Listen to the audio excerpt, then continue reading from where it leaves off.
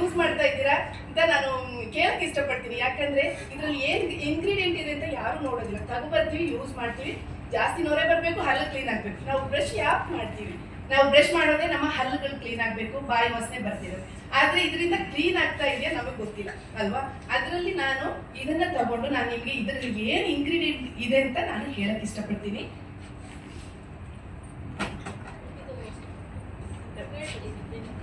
ಇದರಲ್ಲಿ ಏನಿದೆ ಅಂತ ನಾನು ಒಂದು 3 ಪದಾರ್ಥಗಳು ಏನೆಲ್ಲ ಹಾಕಿದ್ದಾರೆ ಅಂತ ಹೇಳ್ತೀನಿ. ಇದರಲ್ಲಿ ಚಾಕ್ ಪೌಡರ್ ಹಾಕಿರ್ತಾರೆ, ಮತ್ತೆ ಮೂಳೆಗಳ ಪೌಡರ್ಗಳನ್ನ ಹಾಕಿರ್ತಾರೆ. ನೆಕ್ಸ್ಟ್ ಬಂದ್ಬಿಟ್ಟು ನಿಕೋಟಿನ್.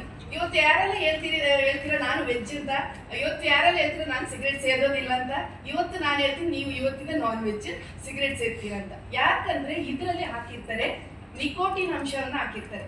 ಎಷ್ಟು ಅಂದ್ರೆ 80 ಮಿಲಿಗ್ರಾಮ್. ಅಂದ್ರೆ ಒಂದು ಪೇಸ್ಟ್ ಅಲ್ಲಿ ನಾವು 9 ಸಿಗರೇಟ್ ಸೇದಿದಷ್ಟು ನಮಗೆ ಎಫೆಕ್ಟ್ ಆಗುವಂಥದ್ದು. ಹಾಗೂ ಇದರಲ್ಲಿ ಮೂಳೆಗಳ ಪೌಡರ್. ಆ ಮೂಳೆಗಳ ಪೌಡರ್ ಏನಂತ ಹೇಳಿದ್ರೆ ತರಿ ಆಗಿರುತ್ತೆ, ಅದು ನಮ್ಮ ಎನಮಲ್ಗಳನ್ನ ಹಾರ್ಡ್ ಮಾಡುತ್ತೆ. ಅದರಿಂದಾಗಿ ನಾವು ಏನೇ ಹಾರ್ಡ್ ಥಿಂಗ್ಸ್ ಅನ್ನು ತಿಂದ್ರು ನಮ್ಮ ಹಲ್ಲುಗಳು ಮುರಿಯುವಂಥದ್ದು. ನಾವು ಯೋಚನೆ ಮಾಡ್ತೀವಿ ಇಷ್ಟೊಂದು ಪೇಸ್ಟ್ ಯೂಸ್ ಮಾಡಿದ್ರು ನಮ್ಮ ಹಲ್ಲೇ ಆಗ್ತಿರ್ತಾರೆ ಅಂತ, ಮತ್ತೆ ಹೋಗ್ತೀವಿ ಡಾಕ್ಟರ್ ಹತ್ರ ಹಲ್ಲು ಕೇಳಿಸ್ತೀವಿ. ಅದಕ್ಕೆ ನಾನು ಬದಲಾಗಿ ನಮ್ಮ ಹೆಮ್ಮೆಯ ಕಂಪನಿಯ ನಾನು ಮೋದಿ ಕೇರ್ನ ಪ್ರಾಡಕ್ಟ್ ಆಗಿರುವಂತ ಫ್ರೆಶ್ ಮೂಮೆಂಟ್ ಟೂತ್ ಪೇಸ್ಟ್ ನಾನು ಹೇಳಕ್ಕೆ ಹೆಮ್ಮೆದೆ ಹೇಳ್ತೀನಿ. ಯಾಕಂದ್ರೆ ನಾನು ಯೂಸ್ ಮಾಡಿ ನಾನು ರೂಟ್ ಕ್ಯಾನಲ್ ಅಲ್ಲೆಲ್ಲ ಹೋಗಿ ಲಾಸ್ಟಿಗೆ ಬಂದ್ಮೇಲೆ ನಾನು ಇವತ್ತು ತಿರುಗಿ ನೋಡ್ಲಿಲ್ಲ. ನಮ್ಮ ಫ್ರೆಶ್ ಮೂಮೆಂಟ್ ಇದು ನನ್ನ ಫೇವ್ರೆಟ್ ಸೋಪ್ ಅಂತ ಹೇಳಿ ಪೇಸ್ಟ್ ಅಂತ ಹೇಳಕ್ಕೆ ಇಷ್ಟಪಡ್ತೀನಿ. Thank you so much. ಈಗ ಬಾಯಲ್ಲಿ ಎಷ್ಟೇ ಹೇಳಿದ್ರು ಗೊತ್ತಾಗೋದಿಲ್ಲ, ಅದಕ್ಕೆ ನಾವು ಡೆಮೋ ಮುಖಾಂತರ ತೋರಿಸಿದ್ರೆ ಪ್ರತಿಯೊಬ್ಬರಿಗೂ ಅರ್ಥ ಆಗುವಂಥದ್ದು. ಒಂದು ಕ್ಲಾಸ್ಗೆ ನಾವು ಕೋಲ್ಗೇಟ್ ಹಾಕ್ತಾ ಇದೀವಿ, ಇನ್ನೊಂದು ಗ್ಲಾಸ್ಗೆ ನಮ್ಮ ಕಂಪ್ನಿದು ಫ್ರೆಶ್ ಮೂಮೆಂಟ್ ಪೇಸ್ಟ್ ಹಾಕ್ತಾ ಇದೀವಿ.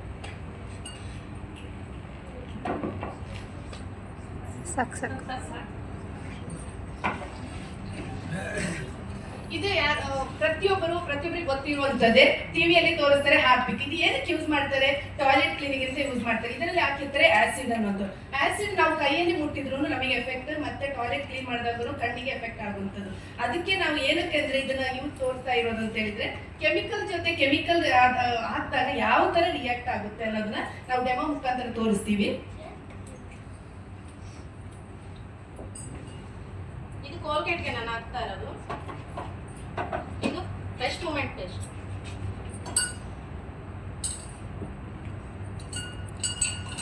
ಯಾವ್ದ್ರಲ್ಲಿ ನೊರೆ ಬರ್ತದೆ ಅಬ್ಸರ್ವ್ ಮಾಡಿ ನೋಡಿ. ಯಾವ್ದ್ರಲ್ಲಿ ಐಸ್ ಕ್ರೀಮ್ ತರ ಆಗ್ತಾ ಇದೆ, ಯಾವ್ದು ಕೋಲ್ಗೇಟ್. ಯಾಕಂದ್ರೆ ಇದರಲ್ಲಿ ಕೆಮಿಕಲ್ ಹಾಕಿರೋದ್ರೆ ಕೆಮಿಕಲ್ ಜೊತೆ ಕೆಮಿಕಲ್ ಹಾಕಿದಾಗ ರಿಯಾಕ್ಟ್ ಆಗುತ್ತೆ. ಅದೇ ಕೆಮಿಕಲ್ ಜೊತೆಗೆ ನಮ್ ಫ್ರೆಶ್ ಮೂಮೆಂಟ್ ಹಾಕಿದಾಗ ಇದು ರಿಯಾಕ್ಟ್ ಆಗೋದಿಲ್ಲ. ಯಾಕಂದ್ರೆ ಇದು ಪ್ಯೂರ್ ವೆಜ್ ಇಂದ ಮಾಡಿರುವಂತದ್ದು.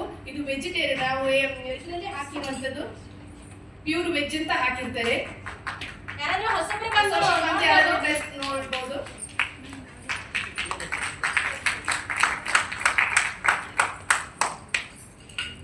ಯಾರು ಇದ್ದೀರಾ ಹೊಸಬ್ರು? ಯಾವ ಕಡೆ ಫಸ್ಟ್ ಟೈಮ್ ಬಂದಿರೋರು ಯಾರು? ಇದರಲ್ಲಿ ಮತ್ತೊಂದು ಏನು ಅಂತ ಹೇಳಿದ್ರೆ ನಮ್ಮ ಕಂಪನಿ MD ಸೈನ್ ಹಾಕಿ ಸಿಗ್ನೇಚರ್ ಹಾಕಿ ಕೊಟ್ಟಿರುವಂತದ್ದು 100% ಸಸ್ಯಾಹಾರಿ ಅಂತ. ನಾವು ಇದ್ರ ಬೇರೆ ಕಡೆ ಇದರಲ್ಲಿ ಹೇಳಕ್ ಆಗೋದ್ರಿಂದ ಅದನ್ನ ನಮ್ ಖಂಡಿತ ನಾನು ಹೇಳ್ತೀನಿ 100% ಸಸ್ಯಾಹಾರಿ ಅಂತ.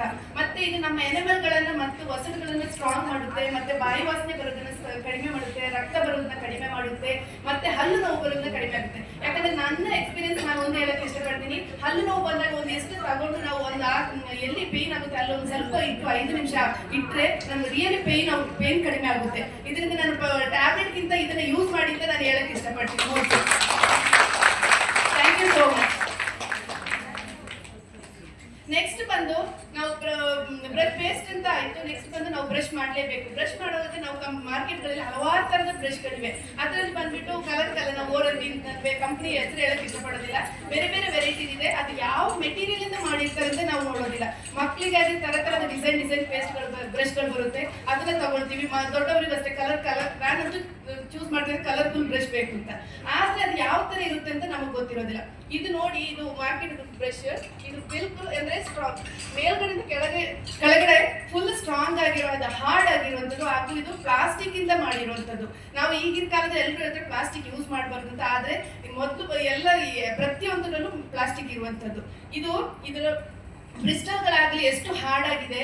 ಮತ್ತೆ ಇದು ನಾವು 8 ಗಂಟೆ ಹೋಗೋದಿಲ್ಲ, ಬ್ರಷ್ ಮಾಡಿದ್ರು 8 ಗಂಟೆ ಹೋಗೋದಿಲ್ಲ. ನಾವು ತಿಂದಂತ ಪದಾರ್ಥಗಳು ಮೊದಲು ಹೋಗೋದೇ ಈ ಎಂಡ್ ಅಲ್ಲಿ ಕೂತ್ಕೊಂಡು ಕ್ಲೀನ್ ಆಗೋದು. ನಾವು ಎಷ್ಟೇ ಬಾಯಿ ಮುಕ್ಕಿಸಿದ್ರು ಅದು ಕ್ಲೀನ್ ಆಗೋದಿಲ್ಲ.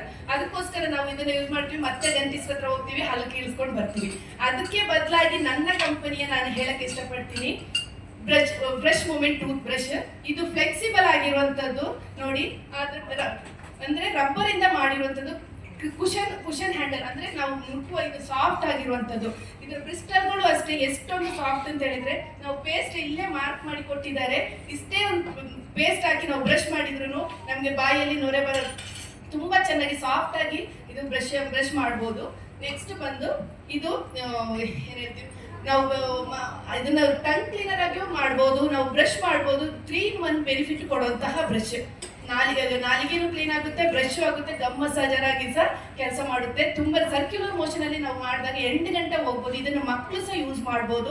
ಮಕ್ಕಳಿಗೆ ಸಹ ಒಂದೇ ಬ್ರಷ್, ಮಾರ್ಕೆಟ್ ಬೇರೆ ಬೇರೆ ಸಿಗೋದು, ಇದು ನಮ್ಮ ಮೋದಿ ಕೆರೆಯಲ್ಲಿ ಒಂದೇ ಬ್ರಷ್ ಮಕ್ಕಳು ಸಹ ಯೂಸ್ ಮಾಡ್ಬೋದು. 8 ಗಂಟೆ ಹೋಗಿ ನಮ್ಮ ರಾಲನ್ನು ಕ್ಲೀನ್ ಮಾಡುವಂಥದ್ದು. Thank you so much. ಇಂಥ ಒಂದು